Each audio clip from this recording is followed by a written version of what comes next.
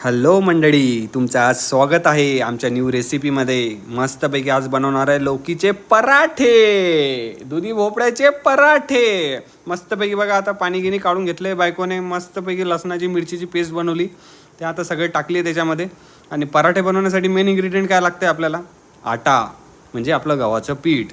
नंतर त्याच्यावरती मस्तपैकी हळद टाकायची, अँटीबायोटिक असते, जिरा पावडर टाकायचा मस्तपैकी, धना पावडर टाकायची, आपली मिरची टाकायची. झाली. आता त्याच्यात मस्तपैकी मीठ टाकायचं चवीनुसार, ओवा टाकायचा, वाटेल तेवढा टाकायचा, हायगेच नाही करायची. नसतं तीळ टाकायचं, फुल डिझायनिंग.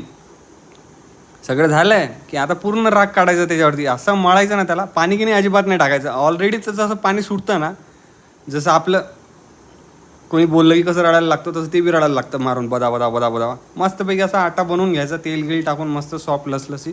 मस्तपैकी आपला जो बी काय म्हणता तुम्ही त्याला, पाट गीट पलपाट गिलपाट काय, त्याच्यावरती मस्तपैकी त्याला गव्हाचं पीठ थोडं लावून मस्त लाटायचं. असं लाटायचं ना की त्याला एकदम रिलॅक्सच वाटलं पाहिजे की काय मसाज दिली.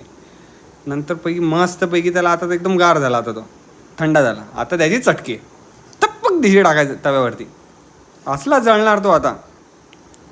मस्तपैकी जळतोय, दोन्ही साईडनं जाळवायचं, मस्त तेल टाकायचं, थोडा गारवा द्यायचा त्याला, थोडं लसलशीत, थोडा नरम झाला की मस्त सर्व करायचं. जे बी भुकेले लोक आहेत आपल्या घरामध्ये, त्याच्यासोबत दह्या गियासोबत, चटणी गिटणीसोबत, लोणच्यासोबत.